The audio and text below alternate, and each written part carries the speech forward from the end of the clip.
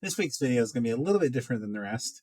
Um, yes, it is about roses. It's about roses that I've either grown or seen, but wish I could grow or wish I had been able to grow. Um, so I guess I'm going to call this my dream rose garden, just to set the basic background. This would be like if I had 5 acres in an area that could grow all types of roses. These are the roses that I would want to put in that garden. As I was putting this together, I discovered that this is going to become a pretty lengthy video. So I've decided to split it up. So this is part one of a multi-part series. The first rose is one that I bought on the campus of the University of Georgia in Athens, Georgia. Um, it was sold to me as Colonel de Richelieu. Uh, as you can see in the pictures, it is not the uh, last picture before it switched was also this rose. Um, it had a very nice mauve purple color to it. This particular rose, I don't have the slightest clue what the name of it is, but I grew it in Georgia. It By the time I left the house that I was in, it was about 14 by 14 feet. It had really slender canes, um, and the weight of the flowers would actually bend them over, and then the growth buds would pop up and grow straight up until the next year, where the weight of the flowers would bend them over, and so on. So it built itself up to that size.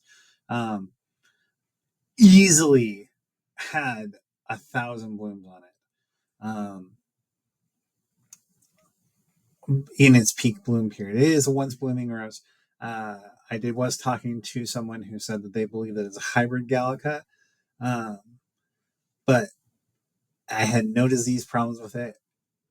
I wish I could grow it again. I wish I could find it again. I don't know where it came from. Um, I believe it was a volunteer who had brought it and was selling it as Cardinal de Richelieu, but obviously it's not. It's not that dark of a purple. I just don't know what it is. So in my dream garden, I would be able to get it and put it in there. The next rose that would be my dream garden would be Charleston Mills. This is my favorite rose. It is the rose that got me into old garden roses.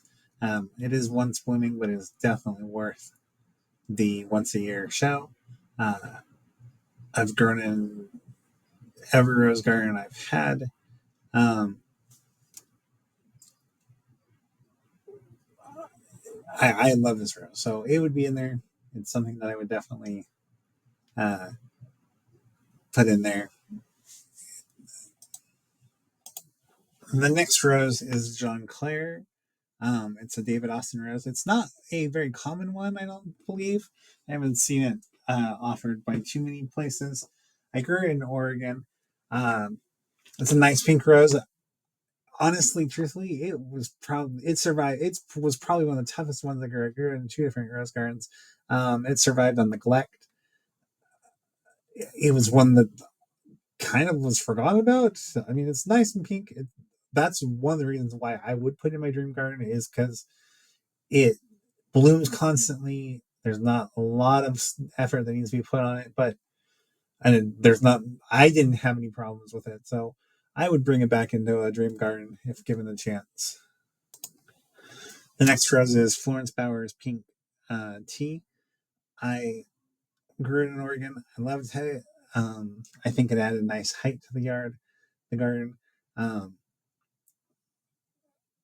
it's a nice rose to have.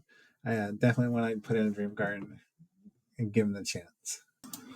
The next rose is Sirocco House Lavender. I got it from the Sacramento City Cemetery sale in 2017. Um, According to HelpMeFind.com, it is in the Madame Lombard family of tea roses. Again, it's tea rose. I like tea roses. I grow as many as possible in my dream garden. Um,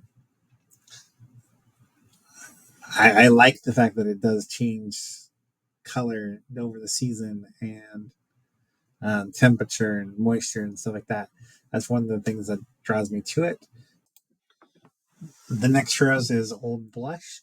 It was my first China rose I grew. I really like it. It blooms constantly. It was in both my Oregon and Georgia gardens. Was the first rose to bloom, last one to stop blooming because frost stopped it, often with it in buds waiting. One that just blooms constantly. One that's, in my opinion, not perfect because it doesn't go throughout the winter, but that's not. I mean, in my dream garden, yeah, all the roses will go throughout the winter if possible. But I like the scent. It's just a great rose. I didn't have too much problems with it, so it's one I would add to my dream garden. The next rose for the dream garden, I don't know the name, and it might be common moss, it might be something else. It was a rose that I found in a cemetery in Oregon. Um, I really like moss roses. I like the scented glands and the pinyish scent. Um, I also like full flowers.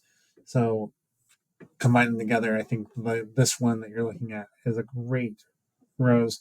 Like I said, I don't know if it's just common moss or if it's a different type. Um, but put if I could find this rose and get it somewhere, I would put it in a dream garden. The next rose is Bathsheba. Um, I really like Bathsheba. It does change colors, at least for me, in based on seasons, water intake, things like that. There's apricot yellowish. Um, I've even had a little bit of apricot pinky color. Um, it's worth for me. It's worth putting in my dream garden, just for the change of colors and stuff like that. So that's one that I would include as well. Thank you for watching the video, and I hope you come back for the next part two. Um, and have a good day.